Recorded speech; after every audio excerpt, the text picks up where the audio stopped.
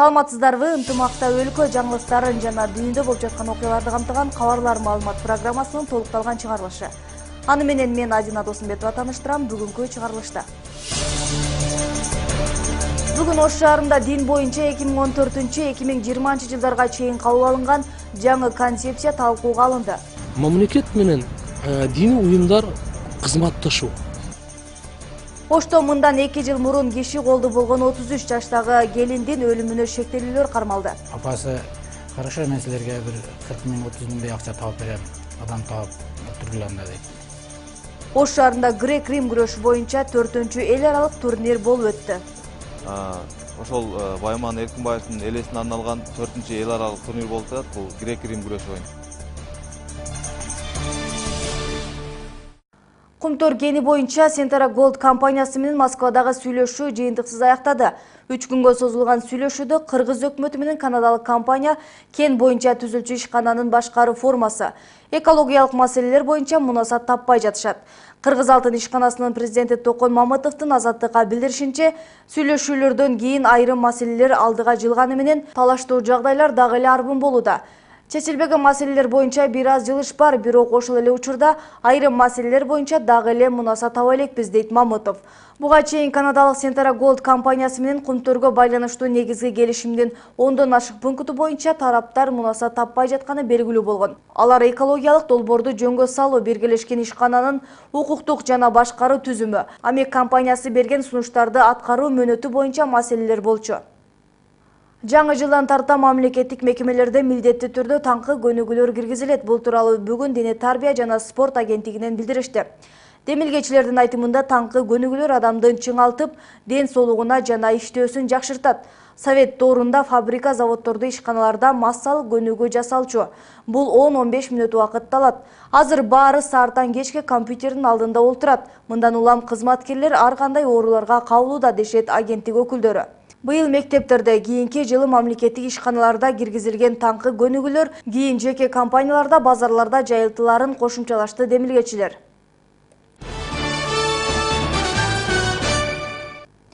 Бүгүн Ош шаарында дин боюнча 2014-2020 жылдарга чейин кабыл алынган жаңы концепция талкууга алынды.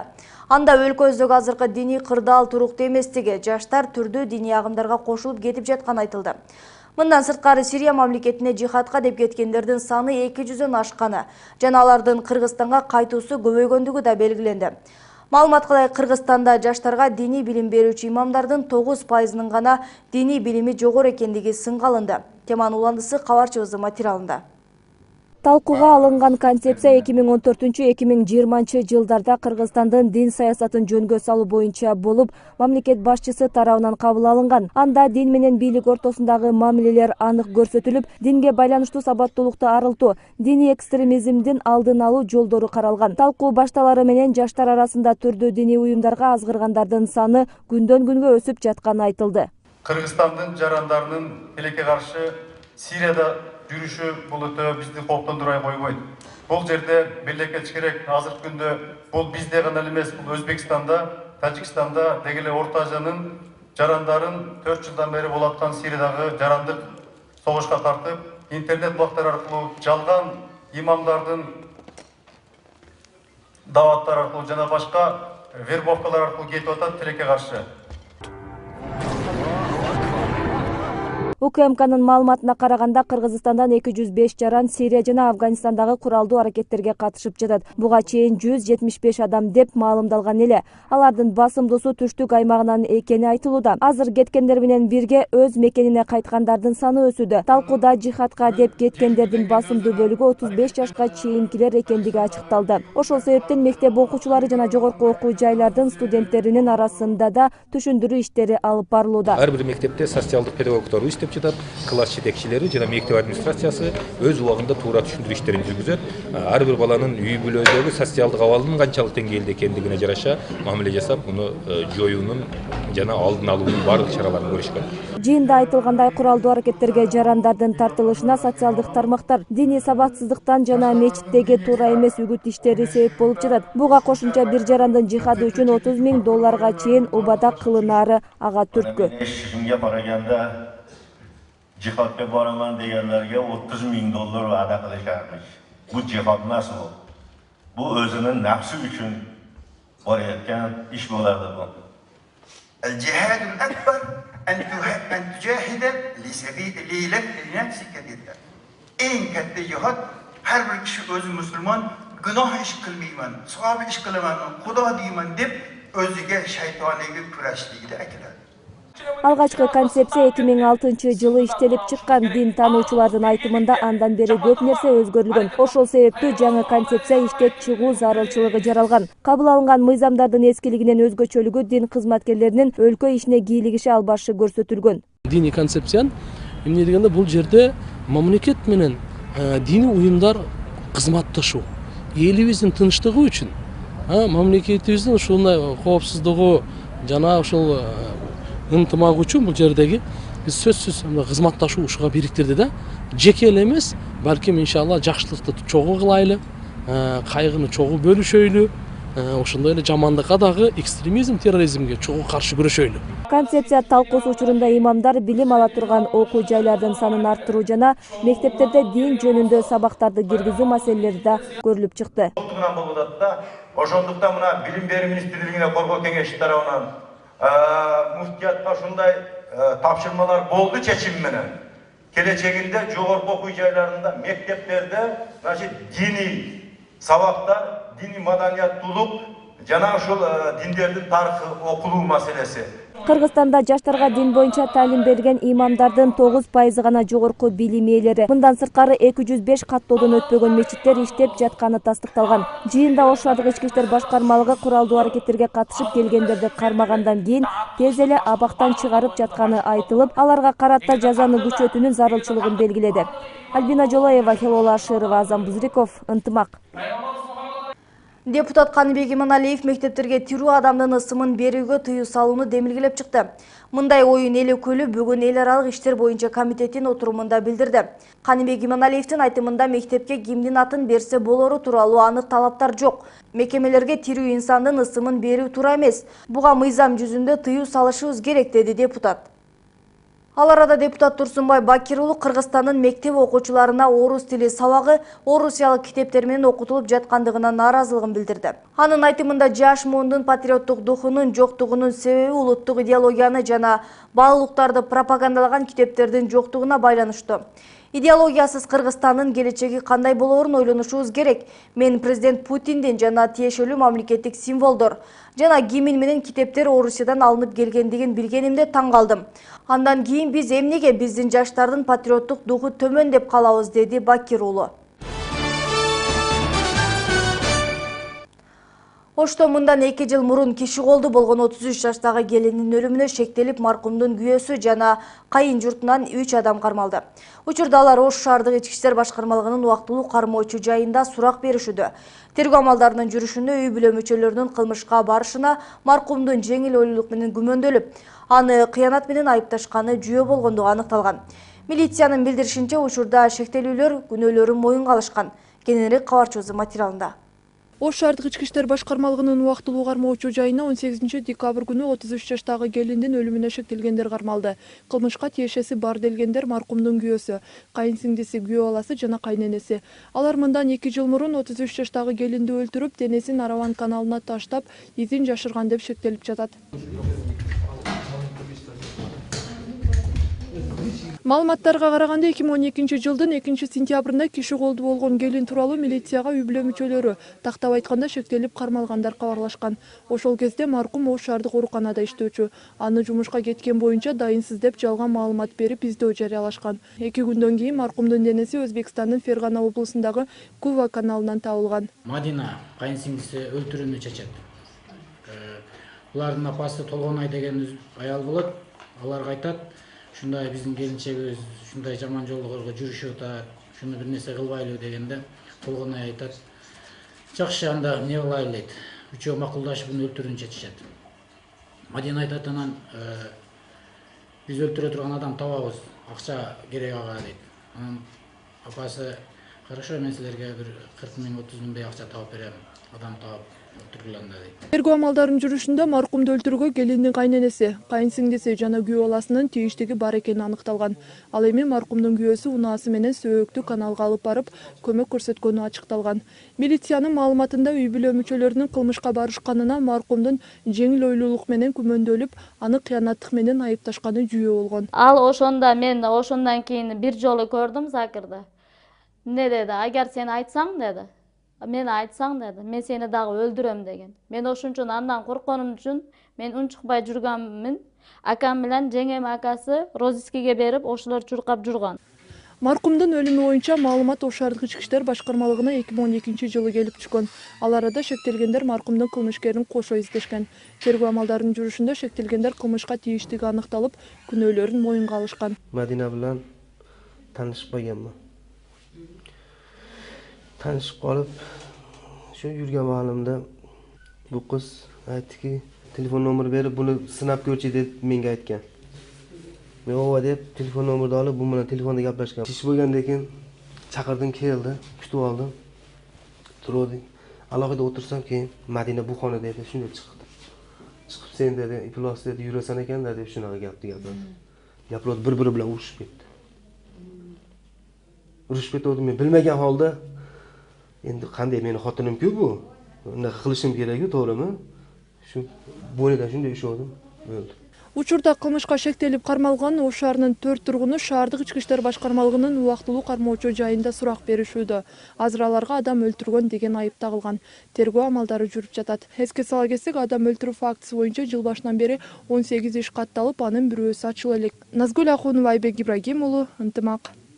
Кыргызстандын улуттук банкы өлкөдө сомдун курсун тең салмактоо үчүн валюта базарына өткөн жума аягында 19 миллион доллар интервенциялады. Бул тууралуу банктын расмий сайтында кабарланды.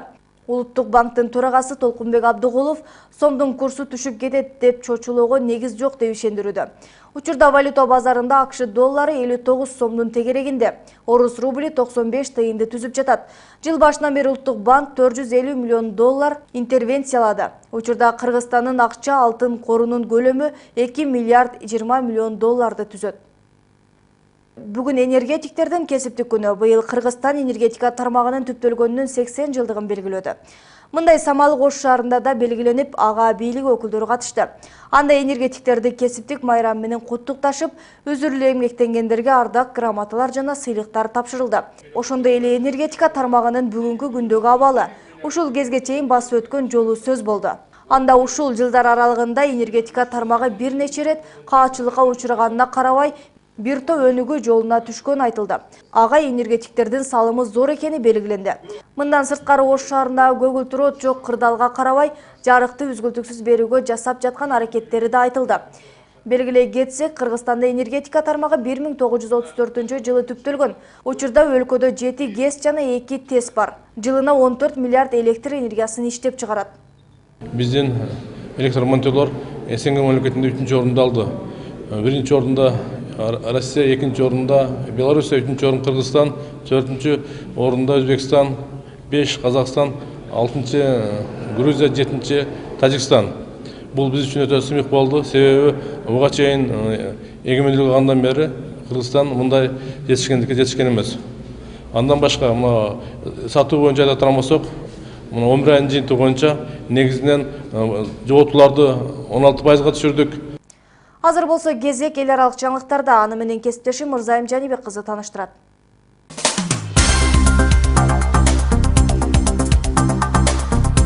Нью-Йорк шаарында өткөн жам алыш күндөрү 3 полиция октон каза болду.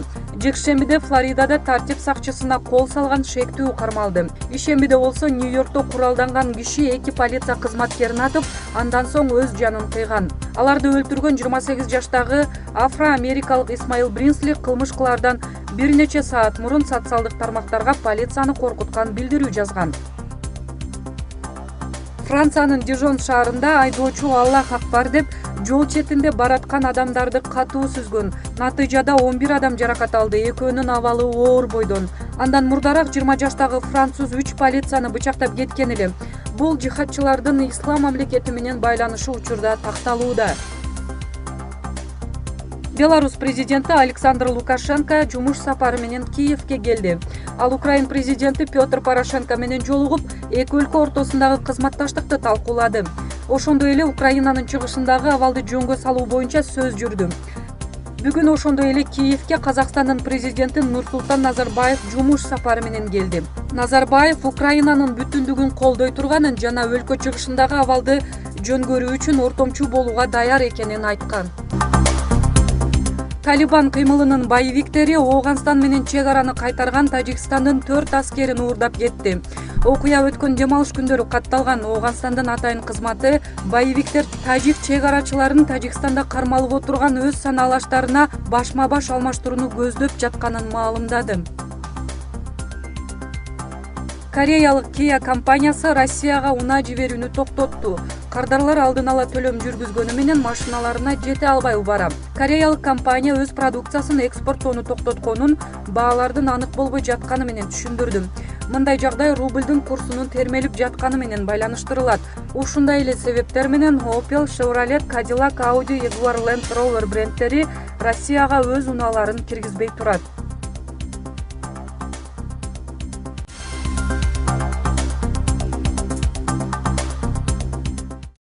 Өткөн дем алыш күндөрү Ош мамлекеттик юридикалык институтунда мамлекет жана жаштар саясаты аттуу өлкөдөгү жаштар саясатынын учурдагы абалы, келечеги жана жаштардын жалпы көйгөйлөрү талкууга алынды. Илимий практикалык конференцияга Ош, Жалал Абад жана Баткен облустарынан студенттер келишкен. Жаштардын аялуу катмарына жардам берүү бүгүнкү күндөгү мамлекеттик идеологиянын абалы жана башка жаштар темасында баяндамалар жасалып, катышуучулар өз пикирлерин билдиришти. Иш-чаранын негизги максаты мамлекеттин жаштарга болгон камкордугун күчөтүү болуп саналат. Жаштардын бүгүнкү учурдагы мезгил талабына жараша жаштардын көйгөйлүү маселелерине болгон мамилесин билүү, алардын ой пикирлерин менен алардан да жакшы сунуштар түшүп атат. Ошолорду дагы биз өзүнчө топтоп, баягы акыл калчап, мындай ылайыктуу иш кылганга аракет кылабыз. Өткөн ишемби күнү Ош шаарында грек-рим күрөшү боюнча 4-эл аралык турнир болуп өттү. Иш-чара Жогорку Кеңештин мурунку депутаты, алыш күрөшүнүн негиздөөчүсү Баяман Эркинбаевдин жаркын элесине арналган. Ага Казакстан, Өзбекстан, Тажикстандан келген спортчулар жана Кыргызстандын 7 дубандан келген күрөш чеберлери катышты. Мелдештин жүрүшү кийинки материалда. Мелдешти уюштуруунун негизги максаты спортчулардын достугун жана биримдигин чыңдоо болуп саналат. Грек-рим күрөшү боюнча эл аралык турнир маркум Баяман Эркинбаевдин жаркын элесине арналган. Бүгүнкү турнир биздин Жогорку Кеңештин депутаты Баяман Эркинбаев кыргыздын патриот болгон, күрөш боюнча, алыш боюнча кыргыз мамлекетинде эле эмес, чет элде кыргыз желегин желбиреткен балбандарыбыздан болгон. Ошол Баяман Эркинбаевдин элесине арналган 4-эл аралык турнир болуп атат. Бул грек-рим күрөшү боюнча. Баяман Эркинбаев 16 жашынан бери спорт менен машыгып, кыргыз күрөшүн даңазалап, эл аралык деңгээлге алып чыгып, өлкө желегин желбиреткен. Ошондой эле алыш күрөшүн негиздеп, Ош шаарындагы алыш спорттук комплексин түптөп, ал жерде бир топ спорт чеберлерин даярдап чыгарган. Кыргыз спортунун бул түрүн дүйнөлүк олимпиадага алып чыгам деген максатына жетпей дүйнө салган спортчунун достору буларга токтолду. Кайсы спортту алайык? Чет мамлекетке чыкканда мен мындай кыргызча сүйлөгөнүн карабайсыз. Мен бир чет мамлекетке барганда ушул алыш көчкөн болуп калды. Алыш эскертүү, таза сөздөрүн иранлыктарга, башка калкаларга да өзүнчө жүрөгү башкача сезимдер пайда болду. Ошон үчүн биз Баяманга телеграфсыз билдирип Эл аралык турнирге Казакстан, Өзбекстан, Тажикстандан келген спортчулар жана Кыргызстандын 7 дубанынан келген күрөш чеберлери катышты. Алар 55-тен 85 килограммга чейинки жалпы 9 салмак категориясы боюнча күч сынашты.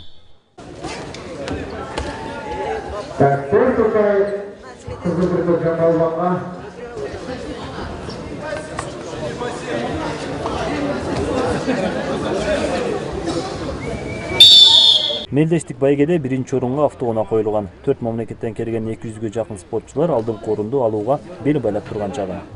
Биз эми кичинекей кезибизден бери эле ушу спорт деп келатабыз. Кыргызстан желегин желбиретип да келатабыз. Желбиретсек дагы желбиретем деген максаттарыбыз бар. Кудай буйрса алдыңкы оюн. Ар бир баланын настрою утамдап келет. Утамдап келген настрой башкача болот ар дайым. Мындай мелдештер спортчулардын тажрыйбасын дагы да болсо арттырарын машыктыруучулар белгилешет. Борбор Азиядагы мыкты спортчулар менен күрөшүп туруу дүйнөлүк деңгээлдеги мелдештер же Олимпиада оюндарына жолдомо алуу үчүн шарт түзөт. Жеңиш үчүн ошол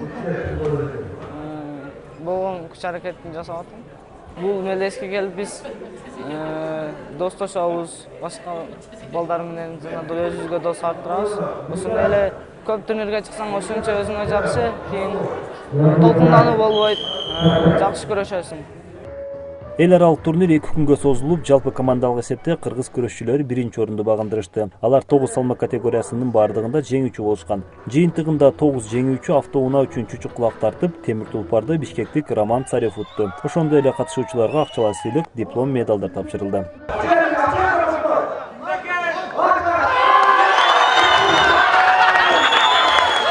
Акылбек Розматов, Адина Досумбетова, Айбек Ибрагим уулу, Ынтымак. Германиянын Кёльн шаарында 20 декабрда өткөн жергиликтүү каналдын Das Super Таиланд аталышындагы шоу долбоордун финалына кыргызстандык бийчилер Атай Өмүрзаков менен Тумар Кертол катышты. Буга чейин маалымдалгандай, ушул жылдын 27 сентябрында аталган шоунун 1-турунда жалпы көрөрмандар менен калыстар тобу таң калтырган кыргызстандык бийчилер дароо эле финалга жолдомо алышкан. Ал эми финалдын жыйынтыгы менен бийчилер 4-орунга ээ болушту. Бүгүн күнгө алган маалыматтардын топтому мына ушулар болду. Сиздер ушул жана башка маалыматтарды Ынтымак чекит KG сайтынан да алсаңыздар болот. Кечиңиздер көңүлдүүлансын, саламатта калыңыздар.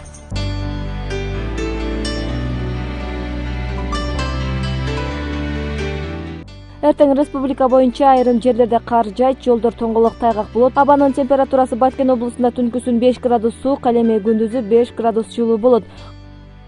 Ош облусунда түнкүсүн 5 градус суук болсо, күндүзү 2-7 градус жылуу. Жалал Абад облусунда түнкүсүн 5 градус нөлдөн төмөн, ал эми күндүзү 2-7 градус нөлдөн жогору. Нарын облусунда түнкүсүн -12, -17, ал эми күндүзү 3-8 градус суук. Талас өрөөнүндө түнкүсүн 2-7 градус суук, ал эми күндүзү 2-7 градус жылуу. Ысык көл облусунда түнкүсүн -1, -6, ал эми күндүзү -2 +3 градус. Чүй өрөөнүндө түнкүсүн 5 градус суук, ал эми күндүзү 3-8 градус жылуу болот. Эртең Бишкек шаарында жаан-чачын күтүлбөйт, батыштан соккон шамалдын ылдамдыгы 4-9 метрге жетет. Абанын температурасы түнкүсүн 2 градус суук, ал эми күндүзү 4-6 градус жылуу. Эртең Ош шаарында кар жаашы мүмкүн, батыштан соккон шамалдын ылдамдыгы 4-9 метрге жетет. Абанын температурасы түнкүсүн 2 градус суук болсо, күндүзү 4-6 градус жылуу.